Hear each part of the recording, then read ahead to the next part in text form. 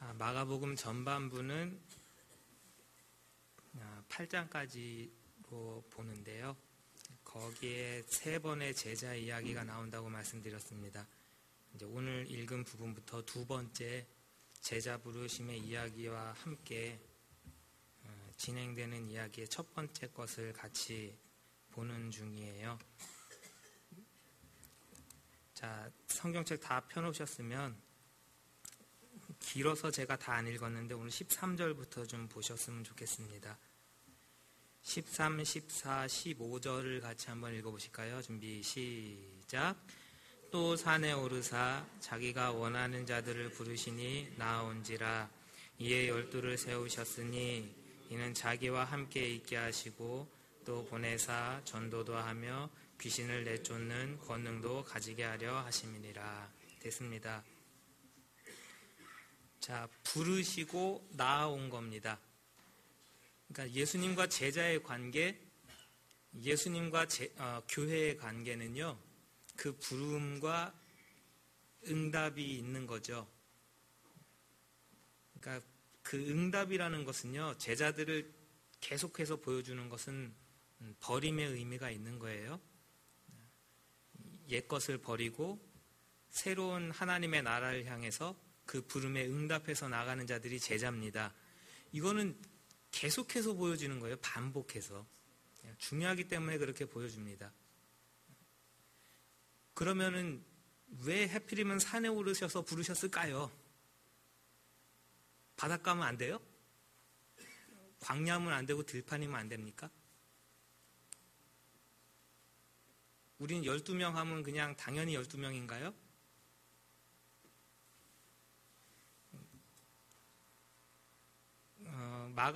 마가복음 안에서, 복음서 안에서 다 그렇죠. 이것은 출애굽기의 배경으로 보는 것이 일반적인 이해입니다. 출애굽기 19장부터 24장까지의 내용을 봐요. 그걸 지금 13, 14절 이 이야기하고 많은 내용 면에서 일치합니다. 출애굽기 19장 2절에 보시면 시내산 앞에 장막을 치죠. 3절에서 하나님이 모세를 부르십니다. 그래서 이스라엘 대표를 불러 모아서 하나님이 구상하시는 하나님의 나라에 대한 청사진을 알려주세요. 오늘은 구약을 좀 먼저 좀 보고 갑니다. 제가 출애굽기 19장을 읽어드릴게요. 5절 6절이요.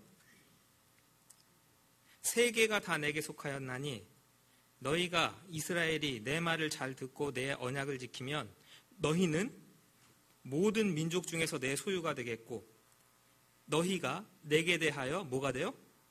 제사장 나라가 되며 거룩한 백성이 되리라. 너는 이 말을 이스라엘 자손에게 전할지니라. 이게 하나님께서 이스라엘을 출애굽시키시고 이스라엘이라는 하나님의 나라를 창설하시는 이유와 목적의 근간입니다. 이게 신약으로 와서도 똑같죠. 우리 너는 택한 족속이요.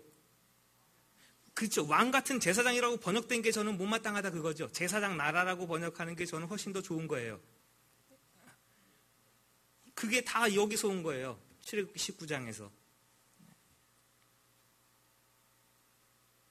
제사장 나라가 된다는 것은요, 하나님의 여호와의 임재와 그 다스림을 온 세상 가운데 전하고 나타내는 사명을 가지고 이 땅 가운데 창설됐다는 것을 보여주시는 거거든요.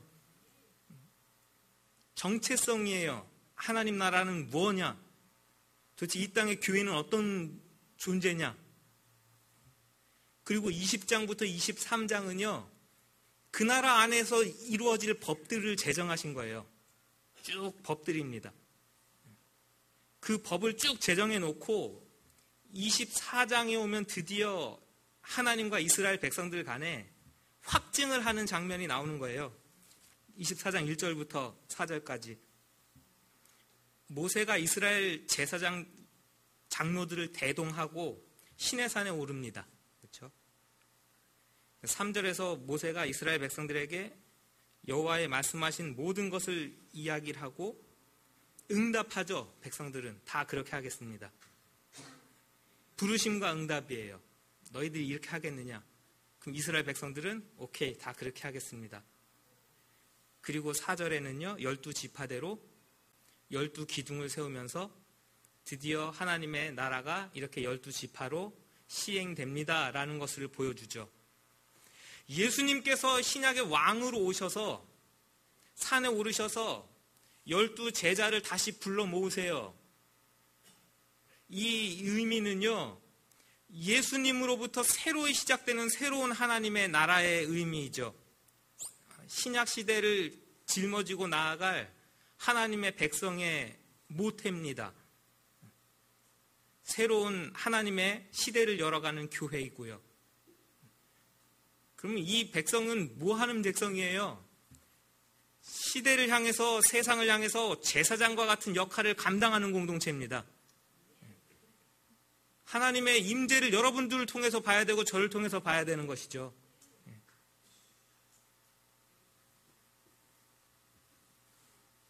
그럼 이 세대 가운데 어떤 식으로 보여줄 것이냐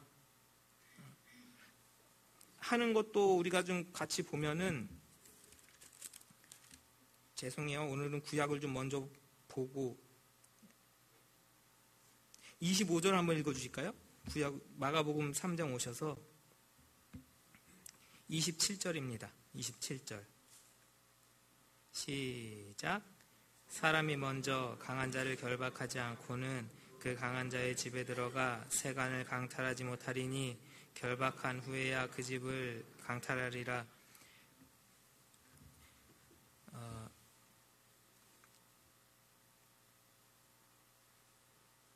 예수님이 귀신을 쫓아내고 하나님 나라를 그렇게 전파하고 시작하니까 귀신 들렸다 그러죠. 귀신의 왕 바알세불에 집혀가지고 저가 이런 기적을 행한다. 그랬더니 예수님께서 이 말씀을 하세요. 이것은 이사야 49장에 기반하고 있습니다. 이사야 49장 24절 25절을 그렇죠. 그것을 근간해서 이 이야기를 예수님께서 하시거든요.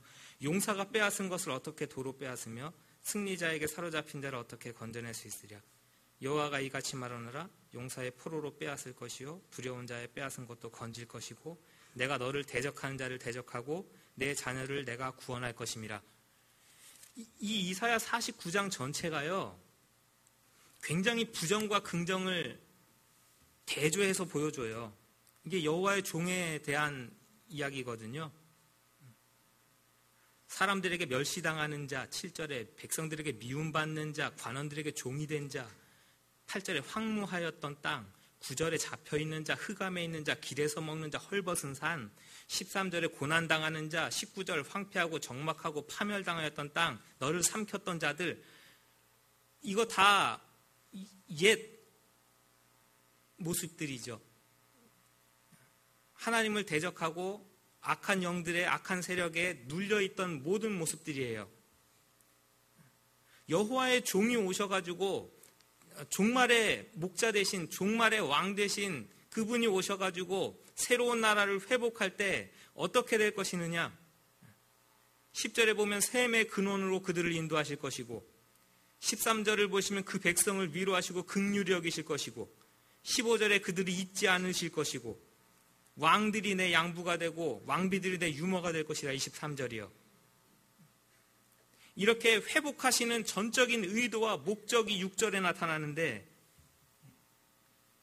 너를 이방의 빛으로 삼아 나의 구원을 베풀어 땅끝까지 이르게 하리라.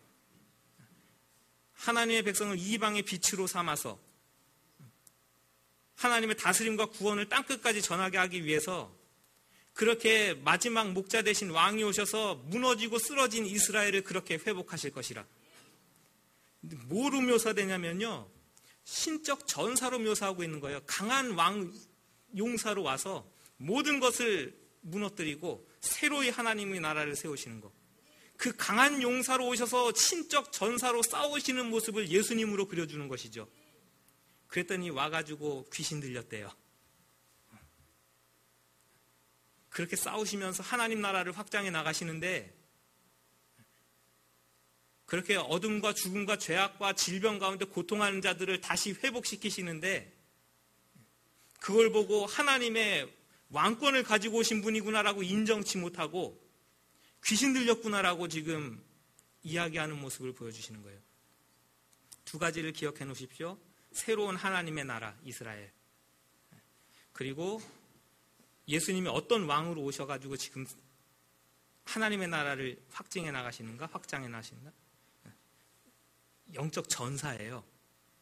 전사로 싸우십니다. 하나님 나라를 위하여. 그럼 제자는요, 뭐 할 거예요, 제자는? 교회는 뭐 할 겁니까, 이제부터? 그런 부분이죠.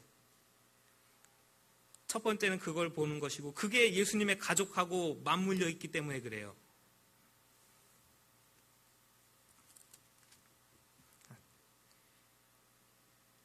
(14절이에요) 첫 번째 뭐 하기 위해서 부르셨대요? 아니에요. 그 전이에요. 14절이에요. 자기와 함께 있게 하신다는 것을 먼저 1번으로 놓으셨어요. 제자들은 도대체 뭐 하려고 부르셨느냐? 저와 여러분들은 하나님이 왜 부르셨을까요? 왜 예수 믿게 하셨을까요? 왜 예수님을 알게 하셨을까요? 그러면 우리는 1번 대답 나오는 게 우리를 구원하시기 위해서 천국 가게 하시려고 하고 1번 답이 그렇게 나오실 거예요. 항상 우리는 그렇게 세뇌식으로 교육을 항상 받았죠. 그리고 이런 것들은 저 뒤로 밀려 있어요, 사실은. 근데 제자를 이야기하면서 제일 먼저 언급하시는 게 사실 이런 것들이죠. 자기와 함께 있게 하시기 위해서래요. 두 가지의 의견이 있는데요. 뭐 두 개가 다 맞닿아 있으니까. 예수와 함께 있다라는 것은 무슨 표현일까요? 우리가 제일 쉽게 이야기할 수 있는 건 식물의 이야기예요. 뿌리를 내려가지고요. 하나가 되는 거죠, 이렇게. 그래서 여기서부터 받아가는 거예요. 접붙임이라는 게 훨씬 더 우리가 이해가 쉽겠죠? 사도 바울의 표현으로 빌자면. 이거 예수와 함께 있는다는 것은요. 그래서 그것도 또 이렇게 이해하신다고요. 예수님의 모든 좋은 것이 내 것이 되고, 예수님의 성품을 배우고요, 예수님의 삶을 알아가고요, 예수님이 하셨던 일을 알고요, 그것이 뼛속 깊이까지 내 것이 되는 것이에요. 어떤 분이 이것을 교육으로 보기도 하세요. 오케이, 그것도 마찬가지겠죠. 예수님과 함께 있으면서 뭐 했어요? 예수님을 배운 거죠. 그래서 교회와 성도는요, 복 받는 거 중요한데 그 복은 뭐냐면 제가 봤을 땐 예수님을 알아가는 거예요. 예수님을 더 깊이 알아가고 예수님을 내 삶 안에 체득해가고, 그게 예수님 가까이 있는 겁니다. 그 공동체면 복 있는 공동체 아니에요? 그 사람들은 도대체 뭘 하게 돼 있느냐 했을 때는 전도와 축기죠. 14절에 전도하고 15절에 귀신을 내쫓음으로 표현되고 있죠. 두 개.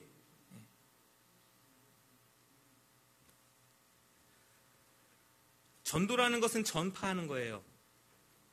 그러니까 여러분 전도하십시오 그러면은 나가서 띠뛰고 노래를 부르고 전도지를 나눠줘야 전도다. 그래서 나는 전도 못해. 이렇게 생각하시면 큰 오해이고요. 전도라는 것은 이렇게 예수님께서 가지고 오신 하나님의 온전하신 나라와 다스림을 그걸 모르는 사람이 알게 하면 되는 거예요.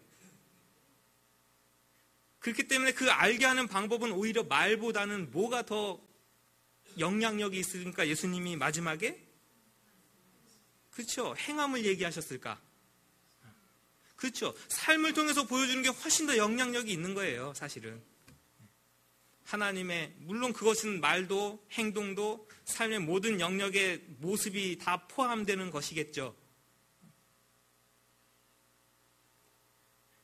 그 복음을 전파하는 것하고 마귀를 쫓아내는 것하고도 같이 저는 붙어 있다고 보는 겁니다. 예수님도 그렇게 두 개를 같이 붙여 말씀하시죠. 전도하게 되면 하나님의 나라가 전파되어지게 되면 악하고 어두웠던 것들은 물러가게 되어 있습니다. 교회는 그 역할하고 성도는 그 역할하라고 예수님을 알려주셨고 예수님께 접붙임 받은 줄로 아시기 바랍니다.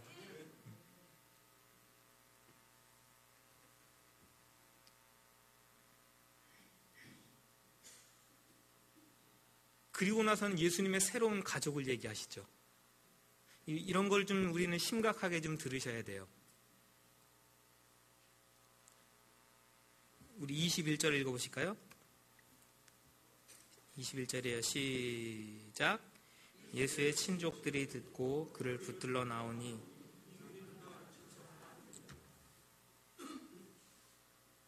(22절이요) 시작. 예루살렘에 내려온 서기관들은 그가 바알세불에 집혔다 하며 또 귀신의 왕을 힘입어 귀신을 쫓아낸다 해요. 자, 다 같이 유식해지는 시간. 예수님의 가족 이야기가 나오다가 갑자기 예루살렘에서 온 서기관들 이야기가 나오다가 오늘 이야기 제가 읽어드린 부분에 또 가족 이야기가 나와요. 소위 이렇게 되어 있는 것을 샌드위치 같다 그래서 샌드위치 구조라고 합니다. 여기는 가정 이야기, 여기는 가정 이야기, 갑자기 여기는 바알세불 이야기. 생뚱맞은 게 가정에 쏙 들어갔죠. 뭐 햄 패티 마냥. 전혀 다른 이야기를 하는 것이 아니고요. 그렇게 함으로 그 이야기 연결 속에서 다 같이 연관성이 있어요라는 것을 강조하기 위해서 일부러 그런 식의 구조를 성경은 보여줍니다.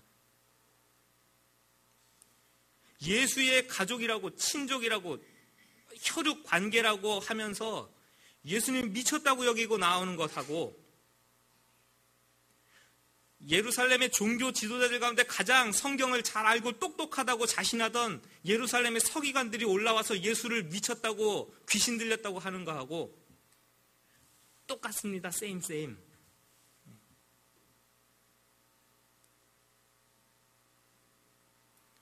새벽에도 이것은 하나의 가정일 뿐이라고 가정일 것이에요. 그렇죠? 이게 1세기 당시에 교회에 주어질 때는요. 그 교회 안에서 영향력을 발휘하기 위해서 예수님의 친족이고 나는 예수님 옆집에 살았고 예수님이 30년 동안 목수일을 하는 걸 난 옆에서 봤고 그런 거 이런 거 저런 거 되면서 교회 안에서 어떤 영향력을 쥐려는 사람들이 분명히 있었을 것이기에 이렇게 누가 예수님의 가족인가를 그 혈육이 예수님의 가족이냐 아니다 라는 것을 가르치기 위해서 이렇게 강한 어조로 써놓으셨을 것이다. 가정일 뿐이죠. 사실은 가서 물어봐야 되는 거예요. 그러나 분명히 그런 개연성이 있죠. 오늘날도 그러니까. 명확하게 하십니다. 33, 34절. 당신의 엄마가 와 있고 형제 자매가 와 있습니다. 그러니까 도대체 누가 내 어머니며 동생들이며 누가 내 가족이냐.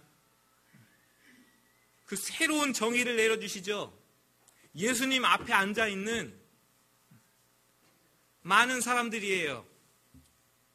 그 앞에는 지금 예수님이 제자로 부른 세리도 있고요.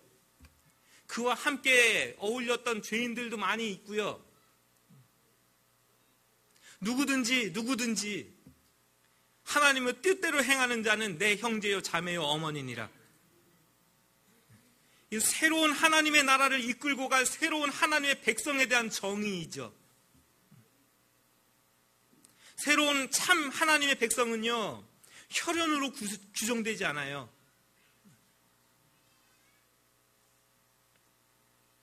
어떤 교회 안에 가지고 있는 직분으로 규정되지 않는다고요.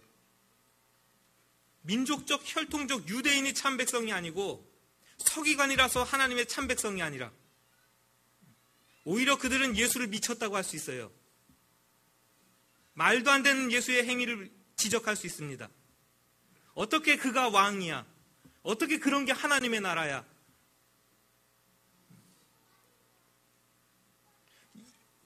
이런 말씀을 이 시대로 돌려놓으면 뭐라고 예수님이 말씀하실까요? 곰곰 생각해봐요. 이 시대에 와서 예수님께서 이런 말씀을 하실 때 교회를 향해서는 뭐라고 얘기를 하실까? 예루살렘에서 온 서기관을 얘기하고 예수님의 혈연된 형제 자매를 얘기하면서 이들이 하나님의 백성이 아니고 하나님의 뜻대로 행하는 자야 하나님의 백성이라. 돌려 얘기하면 이런 식이 될 것이에요. 목사의 아들이라고 해서 하나님의 백성이 아니라, 여러분 집사님이시고 권사님이시죠. 교회 안에서 여러 직분들 갖고 계시고, 권사님의 자녀들이니까 하나님의 백성이라? 장로님의 자녀니까 하나님의 백성이라? 김 목사의 아들이니까 하나님의 백성이라?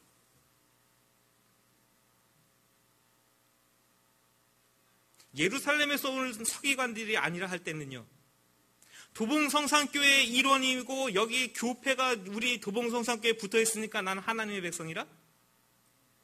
그게 하나님 백성의 정체성을 정립해 줍니까? 증명해 주는 것이 되나요?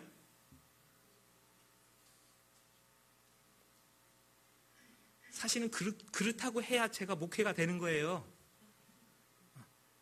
여기 와서 앉아 있어야 여러분들이 하나님 백성이에요 하고 여러분들을 막 겁박해야 돼요. 그래야 이렇게 듬성듬성한 거 채울 거 아니에요.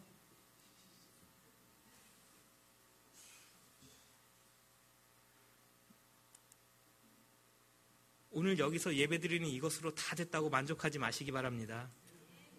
하나님의 뜻에 순종하는 자라야 새로운 하나님의 나라를 만들길 원하니 너희들은 나를 따르라는 그 예수님의 부르심에 응답한 사람이라는 것을 날마다 인정하고 그 하나님의 다스림 가운데로 날마다 나아가는 삶이 있는 그 사람이라야 하나님의 백성됨을 믿으시기 바랍니다.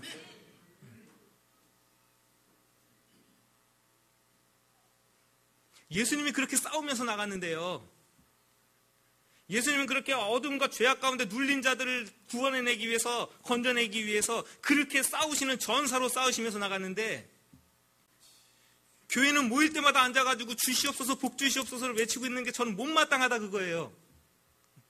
왜 교회를 그런 식으로만 이해하고 교회관을 왜 그런 식으로만 우리가 정립해야 되냐 그거죠. 사실 수많은 하나님의 말씀들은 교회는 이렇게 예수님의 뒤를 따라가며 여전히 싸우고 있는 공동체예요. 싫죠. 힘들고 고단하고. 그러니까 때로는 이스라엘도 그래서 전사 하나님을 잊어버린 겁니다. 출애굽할 때 홍해를 가르시면서 애굽의 군대를 쳐부수는 하나님, 그렇죠? 여호수아를 앞세우고 가나안 7족속을 멸하시는 전쟁의 신 하나님, 그때까지는 여호와 하나님 으쌰으쌰하면서 잘 따라가다가 언제부터 이게 무너졌을까요? 정착하면서 씨 뿌리고 거두기 시작하고 풍요로운 것을 저축하기 시작하면서 무슨 신을 섬기기 시작해요? 바알 신을 섬기고 아세라 신을 섬기고, 풍요와 다산이 1번. 오늘날 우리 교회의 모습이 어찌 보면은 물질 만능 시대에 여기에 젖어가지고요,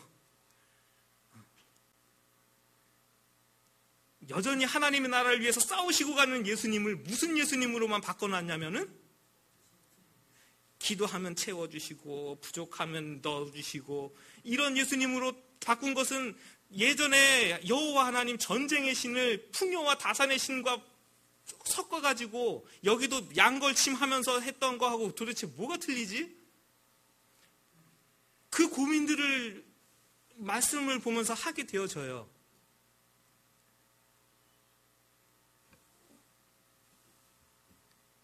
저 오늘 광고 시간에 또 하나 할 게 있어서 빨리 끝내야 되는데, 가족이라는 거 하나만 더 할게요. 우리 룻기를 보고 왔으니까. 저와 여러분들을 가족을 부르신 건 은혜입니다. 이건 구약의 고엘 제도하고 관계 있죠. 우리 기업 물을 자 얘기했잖아요. 우리 룻기 보면서. 어떤 사람이 토지를 잃었어요. 노예가 되었어요. 저와 여러분들이 모두 잃었어요. 그때 그 가까운 친척이 그 빚을 대신 갚고 기업을 회복하고 노예 상태에 있는 것을 다시 해방시키는 역할을 하였죠. 그게 보아스가 한 거 아니에요. 그렇죠?